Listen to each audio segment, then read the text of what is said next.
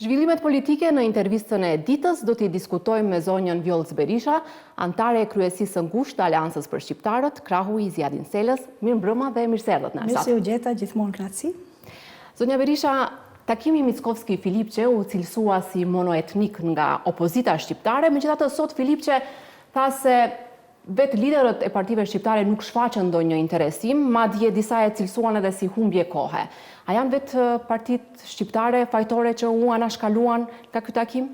Në radhë parë duhet të them që është patjetër që monoetnik, sepse mendoj që është vetëm një vizualizim i gjithë asaj që po ndodh 9 muajt e fundit, po pak bile edhe pak më herët gjatë fushatës zgjedhore, domethënë një tentim që ky shtet të paraqitet si monoetnik dhe të drejtohet si atill. Kështu që nëse kanë faj faktori shqiptar, kanë një faj që daton që para 9 muajsh, por personalisht mund të them që bie fjala Aleanca për Shqiptarët, po madje edhe Fronti Evropian nuk kanë marrë një ftesë të tillë, që i bie se nuk është e vërtetë që nuk kanë qenë të gatshëm që të marrin pjesë. E po tani nëse flasim për një takim të tillë që thash që parë se e vizualizon atë që ka ndodhur, domethënë nëse ky shtet për 9 muaj me radhë përpiqet ta vërtetojë atë parullën që e kishin që Maqedonia të jetë përsëri e jotja, që mendoj për mendimin tim janë shumë deklarata naive, dhe një sër veprimesh më pastaj, bile për të thelluar më shumë e keqja në sy të partnerëve shqiptar të qeverisë, domethënë bie që ky ishte vetëm ai mesazhi i përkthyer në fotografi. Prandaj ndoshta edhe ishte e nevojshme që të ishte zyrtar ky takimi, sepse liderët politik për çështjet për cilat ata duan të diskutojnë mund të diskutonin edhe jo formalisht, por fakti që formalisht në një tavolinë, tani post festum kur thonë do dalim radhën tjetër do të jemi të gjithë, përse kategoria e dytë? Po, Filipçe tha se në takimet e radhës do të ftohen edhe liderët e partive të tjera parlamentare. Nëse merr një ftesë të tillë, Aleanca ose Fronti do t'i përgjigjej pozitivisht ftesës? Përse duhet të ishtin për shembull një herë njëra palë dhe pastaj pala tjetër, kur shtetin e përbëjnë të gjithë, edhe numerikisht edhe me pjesëmarrjen në qeveri, po edhe me pjesëmarrjen në opozitë. Nëse në një tavolinë ka vend për të ulë dy parti që njëra përfaqëson opozitën dhe tjetra pushtetin, përse nuk duhet të jenë të përzier? Domethënë, ky për momentin parë i bie që po takojmë ne të rriturit, mandej marrin fëmijët sa për ti heshtur në këtë mënyrë, do ta kisha thënë figurativisht. Domethënë, dash figurativisht, metaforikisht, ndash në mënyrën e thënë drejt për drejt, i bie që ishte një mesazh për drejtimin monoetnik të shtetit. E pastaj, çështja tjetër, prapë që është hapur si pikpyetje me të drejtë, çfarë u bisedua, si u bisedua, grupet e punës, përse për këto çështje të rëndësishme që s'kan të bëjnë vetëm me një etnitet, por me gjithë popullin që jeton në Maqedoni, përse duhet të diskutohen vetëm midis partive maqedonase, kur edhe drejtësia, edhe shëndetësia i përkasin gjithë popullit që jeton në Maqedoni. Aq më shumë kur duket pak paradoksale që vetë Mickovski, se janë protagonistë të vjetër, nuk janë të sotëm, vetë Mickovski e ka quajtur Filipçen ministër i vdekjes dhe sot ulet dhe çështjet e shëndetësisë në vend që ti trajtojë. Reformuese tha se është sektori i shëndetësisë, pikërisht energjetika. Atëherë përse në vend që ti flas me bie fjala me sektorin e vet, me ministrin e vet të shëndetësisë, me ministrat që i kanë në qeveri, pa çka se janë shqiptar, por po zgjedh të bisedoj me atë që paradoksalisht e ka quajtur ministrin e vdekjes. Domethënë, ka diçka që nuk shkon. Diçka tjetër pas kësaj, nuk është agenda reformuese ashtu siç e deklaruan, por mund të ketë edhe diçka tjetër. Absolutisht le mundësinë për të dyshuar që ka një marrëveshje për të mënyrën për ndoshta për ta kaluar më lehtë këtë situatën e vështirë përpara drejtësisë, përpara skandaleve që po dalin. Mandej nga ana tjetër unë kam përshtypjen që është edhe një hedhje hi syve të popullatës të dy etniteteve, nuk po them vetëm të shqiptarëve, por edhe të maqedonasve, për shkak se po e shohim që nuk ka ndonjë zhvillim ky shtet në pikpamje ekonomike apo në pikpamje të deblokimit të procesit integrues. Atëherë bie që këta përpiqen që në një farë mënyrë të defokusojnë edhe vëmendjen e vetë qytetarit që ka të drejtë të pyes përse unë të mos jetoj më mirë, qoftë shqiptar, qoftë maqedon. Dhe kur ndodhin gjërat e këtilla, ajo monedha më e lehtë është që të thonë se me këtë monedhën e patriotizmit do t'i bëjmë disa gjëra në këtë shtet, që mendoj që është tepër primitive, sepse njerëzit kanë shumë dëshirë të dëgjojnë deklarata optimiste nga ata që i përfaqësojnë dhe jo vetëm të përpiqen që të tregojnë sa më shumë e shtyp tjetrin, do të marrë më shumë votat e të mitë. Ndoshta kjo dha rezultat tani në zgjedhjet e kaluara, sepse sa më shumë që diskursi politik bëhej më agresiv kundrejt shqiptarëve, aq më shumë rritej rejtingu i VMRO-s, por kjo ka një fund. Kjo s'mund të jetë një diçka që do të përsëritet, sepse njerëzit do ta kuptojnë që këto janë formulime shterpa, të cilat vetëm ta zhvasin votën dhe më pastaj në këmbim nuk të japin një jetë më cilësore. Në këtë periudhë imponohet pyetja nëse Mickovski me Filipçe nuk bën bashkë. A duhet edhe liderët e partive politike shqiptare, pushtet opozit, të ulen në një tryes, e mbaj mend në vitin 2016 kishte një nismë, ishte tryesa e përbashkët e partive politike shqiptare. Mendoni se duhet të ketë përsëri një nismë të tillë dhe çfarë duhet të jetë në fokus në tavolinë? Fatmirësisht bëj pjesë në një parti politike që e ka pasur gjithnjë këtë ide dhe e ka inicuar edhe atë takimin për të cilin ju e përmendni, sepse është tepër e rëndësishme. Jo vetëm për shkak për të thënë që ajo proverbialia që bashkimi bën fuqim, por edhe për të thënë që në qoftë se në këtë shtet ka nisma që të bëhet sa më shumë shtypje ndaj shqiptarit, aq më shumë rejting në njërin anë, për të penguar që kjo të jetë nesër një standard, të jetë një diçka që përsëritet, pse nesër të mos ketë përsëri tendenca të këtilla që të përsëritet, atëherë duhet të bëhet edhe kundërvlera e kësaj. Do të thënë që edhe shqiptarët të ulen në një tavolinë dhe të bisedojnë, sepse ne nuk jemi në një shtet ku i kemi tejkaluar disa gjëra etnike. Ne jemi fatkeqësisht një demokraci e brisht, jemi një shtet ku shumë me dekada, pak dekada janë luftrat e fundit ballkanike, do të thënë ne kemi brenda në historinë tonë, në memorien tonë, pavarësisht se jemi të ri, sepse ato kanë ndodhur shpejt, edhe konflikte të tilla ndëretnike dhe natyrisht që ato kanë lënë disa pasoja. Dhe është e pamundur që këto gjëra të pretendosh që po i kaloj me një shkop magjik.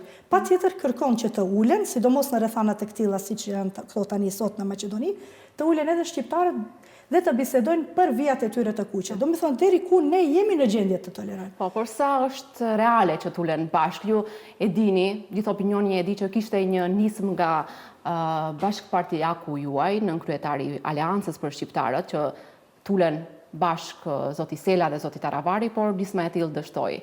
Duke ditur, do të thënë, atmosferën tani. Sa është e mundur që liderët shqiptarët bëhen bashkë? Unë mendoj që është e mundur dhe duhet ngutshëm të bëhen. Tani si po i shoh zhvillimet kam përshtypjen që edhe ka një hapje velash drejt frontit evropian në një farë mënyre që është një mesazh për bashkim për disa çështje, sepse është e patjetërsueshme dhe në qoftë se nuk e kanë marrë ende mesazhin keq për ta, sepse ne si Aleancë për shqiptarët, me faktin që hymë në frontin evropian, treguam që ne dim të bashkohemi në emër të një ideje më të madhe. Atëherë ishte ideja e evropianizmit, po më pastaj dolën ide ende më të ngutshme, siç është në përkëmbja e shqiptarëve nga kjo qeveri, që ende më shumë e forcojnë atë idenë e bashkimit. Fronti evropian ekziston më? Absolutisht ekziston. Si janë raportet brenda? Janë shumë koherente. Pastaj është edhe një çështje tjetër, në qoftë se nuk je në pushtet, më pak të sprovohen natyrisht raportet, por ka një koherencë siç duhet të kenë. Zoti Sela me zotin Ahmeti janë në komunikim? Absolutisht, komunikime të rregullta. Mendoj që nuk ka ndonjë çështje bile më habisin gazetarët kur bëjnë këtë pyetje. Po ju pyes sepse vetë nënkryetari i partisë suaj në këtë studio një javë më parë, zoti Isen Shabani tha se fronti nuk ekziston më. Tha se devijoi nga qëllimi për cilin ishte krijuar dhe kjo ishte arsyeja madje pse ai kishte vendosur që në komunën e Vrapçishtit të kandidojë si i pavarur.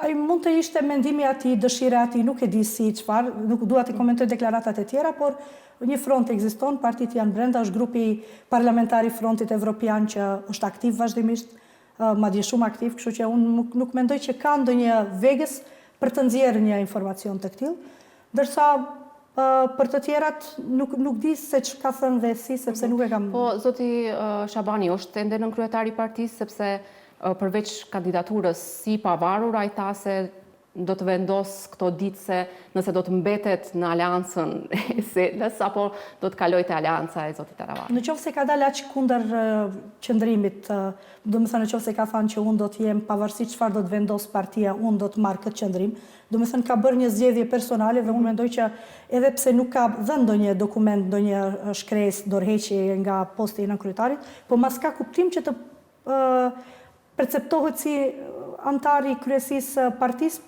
kundër vendimeve të cilit ka dalë kështu pa diskutim, jo se është një parti që nuk i merr parasysh debatin, sepse vërtet është, mendoj që tani të gjitha partitë edhe janë, marrin për parasysh debatin, diskutimet, por Aleanca prin në këtë, Aleanca për shqiptarët, se lejon mendimin alternativ, dhe kështu që unë mendoj se përderisa nuk ka kaluar në për këto tryeza biseda, i bie që ai ka vendosur vetë ta braktisë Aleancën për shqiptarët, kështu që mendoj se është pak paradoksale të jetë ende.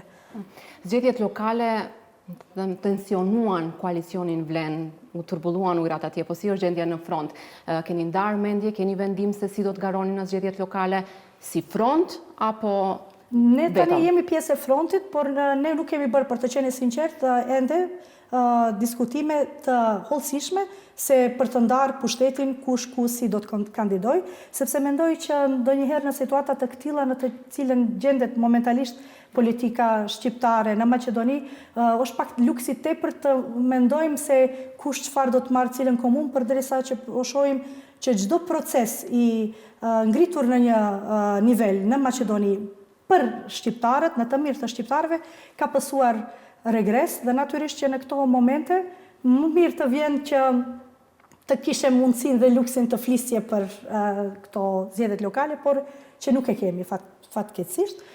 Po flasim për... Si është disponimi? Shkoni si front? Absolutisht, po si front. Po, absolutisht. Është vendim që e keni marrë? Jo, nuk është vendim, sepse ende nuk janë bajt ato, keni parasysh ka filtra. Por disponimi është? Disponimi është, sepse jemi një front i përbashkët dhe mendoj që tani, me këtë moment, u pa që ai front mirë që ekziston dhe do më thënë qenë ka shumë e nevojshme, bile duhet të jetë ende të zgjerohet me idenë që të rrihet përballë këtyre devalvimeve që po i bëhen interesave të shqiptarëve në Maqedoni. Kështu që unë mendoj se të gjithë ata që na kritikonin dikur për pjesëmarrjen tonë në këtë front, sot na kanë edhe ndoshta një borxh, një kërkim ndjese, sepse kanë thënë shumë gjëra, ndërkohë që sot shihet që ka momente në histori kur je i detyruar që të bësh disa pakte edhe me ata me të cilët ndoshta në momente të caktuara je kundërshtuar për shkak se ka një e mirë tjetër më e madhe. Ndoshta po të ishim një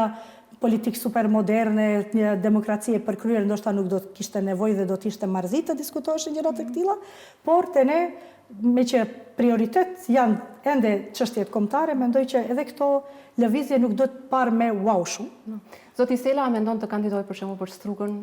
Nuk e di, nuk janë marrë këto vendime, ju thash, do të thënë dhe këtë po e them shumë sinqerisht që nuk janë diskutuar ende emra konkret, komuna konkrete, sepse kur je brenda një organizimi pak më të madh, natyrisht që të te i kalojnë vetëm ty ambicet e tua, apetitet e tua, pazaret e tua. Po, si shihni zhvillimet e fundit në koalicionin Vlen, zoti Taravari, tha se ka probleme, madje mos koordinimi, mungesa e koordinimit shihet që nga 100 kilometra, ka mendime ose qëndrime të ndara nga krerët e tjerë të Vlenit sa i përket zgjedhjeve lokale. Nuk përjashton mundësinë as të bashkëpunimit me BDI-n. Në një rast të tillë, cili do të ishte pozicionimi i aleancës për shqiptarët? Personalisht më pëlqeu që ka reflektuar, do me thënë, sepse ashtu është, ashtu e shohin të gjithë, edhe po të isha politike, ashtu do ta kisha parë, do me thënë që nuk po funksionon diçka në rregull, që duken haptazi nuancat për mos thënë më keq të vazaliteti që po tregojnë fatkeqësisht partitë që janë në pushtet, ndoshta partitë shqiptare po flas, ndaj partisë maqedonase që ka gjithatë fuqi në shtet. Mendoj që unë për vete e perceptova si një reflektim të tij personal, dhe i kam parë, do më thënë, ai nuk ka thënë që do të kaloj te fronti, por i kam parë ato hapjen e velave drejt frontit, dhe personalisht më vjen mirë që ka një reflektim të tillë, për arsye që i thash që parë. Po nga ana tjetër, diçka që më pengon në përgjithësi në politikë që ka filluar të instalohet me shumë raste që edhe sot i përmendëm disa, po edhe në përgjithësi që i dim, edhe nga ajo që mbetjet politike të së kaluarës që janë grupuar në një vend të themi dhe sot përfaqësojnë pushtetin shqiptar në qeveri, unë mendoj se nuk më pëlqen personalisht kjo. Do të thënë, ky devalvim, kjo mënyrë që nuk ke mundësi, dhe të gjithë njerëzit thonë është politik.